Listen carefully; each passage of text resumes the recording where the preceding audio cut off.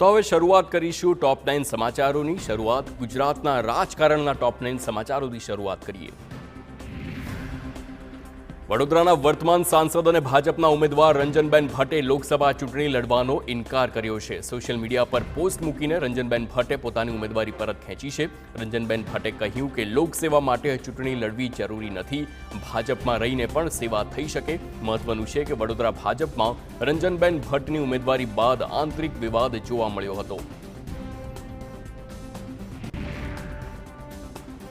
વડોદરામાં ભાજપના ઉમેદવાર રંજનબેન ભટ્ટે દાવેદારી પરત ખેંચતા રાજનીતિ ગરમાઈ છે। હવે વડોદરામાં ભાજપ કોને ટિકિટ આપશે તે અંગે અટકળો વહેતી થઈ છે। હાલ પૂર્વ કોર્પોરેટર ગાર્ગી દવે પ્રબળ દાવેદાર હોય તેવી ચર્ચા છે। સ્વચ્છ છબીના કારણે ગાર્ગી દવે પર ભાજપ પસંદગીનો કળશ ઢોળી શકે છે। સાબરકાંઠા બેઠક પરથી પણ ભાજપના ઉમેદવાર ભીખાજી ઠાકોરે ચૂંટણી લડવાથી પીછેહટ કરી છે। ભીખાજી ઠાકોરે જાહેરાત કરતા કહ્યું કે મારી ચૂંટણી લડવાની ઈચ્છા નથી।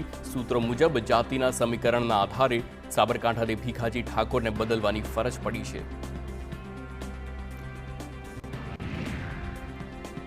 ભીખાજી ઠાકોરે ચૂંટણી લડવાથી ઇનકાર કરતા અરવલ્લી જિલ્લા ભાજપ કાર્યાલયમાં ભીખાજીના પોસ્ટર ઉતારી લેવામાં આવ્યા। જિલ્લાના કમલમ કાર્યાલય ખાતે લગાવેલ ભીખાજી ઠાકોરના હોર્ડિંગ ઉતારવામાં આવ્યા।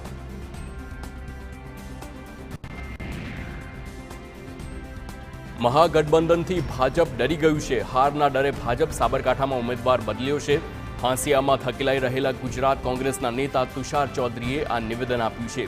સાબરકાંઠા બેઠકના ભાજપના ઉમેદવાર ભીખાજી ઠાકોરે ઉમેદવારી પરત ખેંચી તો કોંગ્રેસના નેતા તુષાર ચૌધરીનો જાણે કે આત્મવિશ્વાસ વધી ગયો છે। તુષાર ચૌધરીએ દાવો કર્યો કે સાબરકાંઠામાં કોંગ્રેસની જીત નક્કી છે। ચૌધરીનો આરોપ છે કે ભાજપ મહાગઠબંધનથી ડરી ગયું હોવાથી પોતાના ઉમેદવારને બદલવાનો નિર્ણય કર્યો છે। ભાજપના બે ઉમેદવારોએ લોકસભા ચૂંટણી લડવા પાછી પાની કરી છે, ત્યારે કોંગ્રેસે ભાજપ પર પ્રહાર કર્યા। કોંગ્રેસ પ્રવક્તા મનીષ દોશીએ ભાજપ પર નિશાન સાધતા કહ્યું કે વડોદરાથી શરૂ થયેલો અસંતોષની આ આંધી અન્ય શહેરો સુધી પહોંચી છે। કહેવાતી શિસ્તબદ્ધ પાર્ટીમાં અસંતોષની આંધી ઉઠી છે। આ ઘટનાઓ દર્શાવે છે કે ભાજપમાં બધું યોગ્ય નથી। તો એક તરફ ભાજપના ઉમેદવારો લોકસભા ચૂંટણી લડવાનો ઇનકાર કર્યો છે, તો બીજી તરફ સૌરાષ્ટ્રમાં ભાજપે હજુ પણ 3 બેઠકો પર ઉમેદવાર જાહેર કરવાની બાકી રાખી છે। અમરેલી, સુરેન્દ્રનગર અને જૂનાગઢ લોકસભા બેઠક માટે ઉમેદવાર અંગે ભાજપનું મંથન ચાલી રહ્યું છે। માહિતી પ્રમાણે 3 સીટમાંથી 1 સીટ પર મહિલા ઉમેદવારને ટિકિટ આપે તેવી શક્યતા છે। અમરેલીથી દિલીપ સાંઘાણીના પરિવારમાંથી કોઈ પણ મહિલાને ટિકિટ મળે તેવી શક્યતા છે। જૂનાગઢમાં વર્તમાન સાંસદ રાજેશ ચુડાસમાનું નામ નક્કી છે, તે ચર્ચામાં આગળ છે।